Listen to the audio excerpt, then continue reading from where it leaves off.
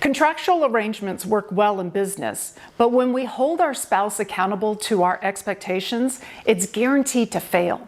What's the alternative? In this video, my husband and I will share the difference between demands and desires.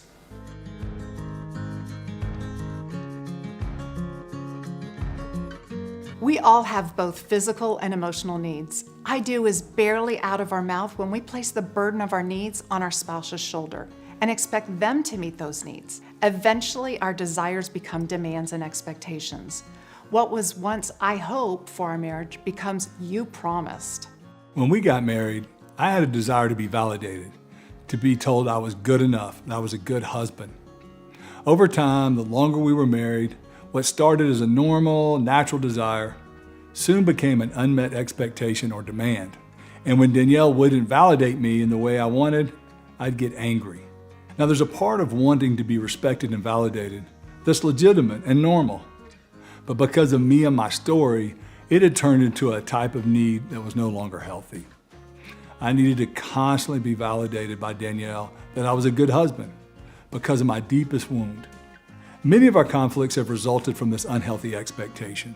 For example, Danielle could have a legitimate request like, "Honey, can you take out the trash before the garbage truck comes?"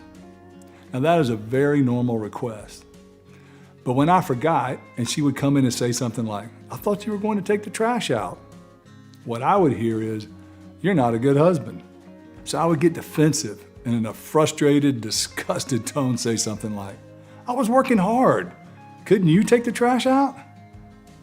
So what was a normal comment and question from Danielle about the trash not being taken out, what it did is it triggered a negative response in me because of my desire for respect, and it moved from a desire to an expectation or demand.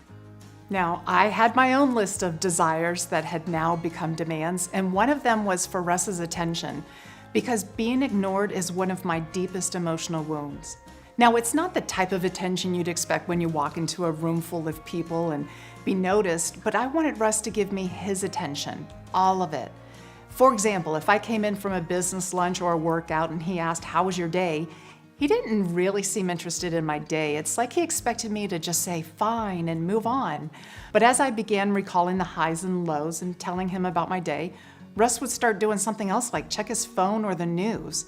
He was my husband, and I expected that he would want to hear more about my day than check the scores of the game or his latest work email. There's nothing wrong with wanting your spouse to pay attention and listen to you share about your day. It's really common courtesy.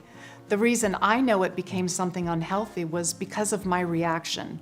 I know when a desire becomes a demand is when I get angry. It helps me identify when the shift has happened. So next time you get angry, check and see if your desire has become a demand, an expectation. What started as "I hope" became "you owe." When things go from a desire to demand, it turns our marriage from a promise and commitment to each other to a contract that we are measuring. This can happen without us even realizing it. Contractual relationships are not loving relationships. We have a contractual relationship with our utility company. We pay the money, they turn the power on. We aren't in love, we aren't friends. If we don't pay our bill, they turn off the power. That's what a contract is. Nobody got married to have a relationship like that. But it can become that when we think, "You owe me this, this, and that." If you don't meet these requirements, then you are failing the contract. The opposite of a contract marriage is a covenant marriage. In a covenant marriage, both husband and wife put others' needs first. Each spouse is committed to loving the other unconditionally and without demands. That's the kind of love God shows us, the kind He has designed to be fuel for thriving marriages. Because we all have needs, it's natural and normal to have desires for our spouse to fulfill those needs. God often uses our spouse to meet our needs. So what can we do to help our spouse fill our needs? One principle that's been another top one that has helped our marriage is learning how to coach our spouse on what we need. First, we have to identify our top relational needs. And often, our top relational need is tied to our deepest emotional wound. Once we learn this, we can coach our spouse on what we need with specifics.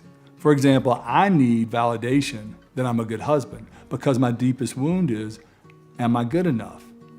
So I need a lot of specific validation like appreciation, respect, and words of affirmation. Danielle is great at all three of them. Now, if she has a complaint, it helps to start with a soft startup. An example of a soft startup in the take out the trash example is Danielle would start by saying, I love you, and you know I think you're a great husband. But it frustrates me that you said you were going to take out the trash before the garbage truck came and you didn't. Instead of, I thought you were going to take the trash out, with an angry tone. And for us wives, this is a generalized statement, I believe we have a Disney effect. We do not want to coach our husbands. We feel like we've told them over and over and over. But I would challenge you and ask you, how is your tone in your voice? How is your body language? Using these gentle reminders and soft startups can really change the interaction between you and your spouse. But God didn't design our spouse to meet all our needs. Our spouse will meet some of our needs, but only God can meet all our needs.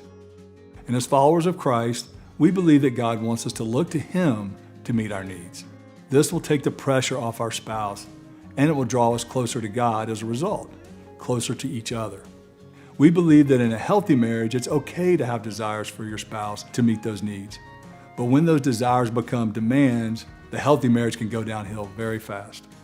When we talk about the idea of desires and demands, questions usually surface. Questions like, what do I do with desires that my spouse consistently won't meet?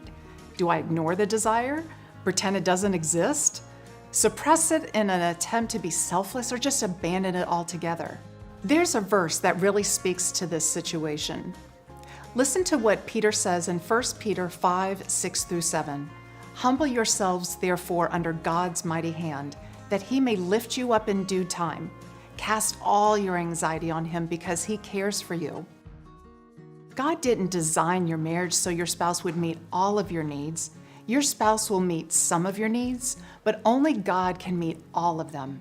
His plan is for you to depend solely on Him, and your marriage is healthiest when you and your spouse are in a dependent relationship like that with God.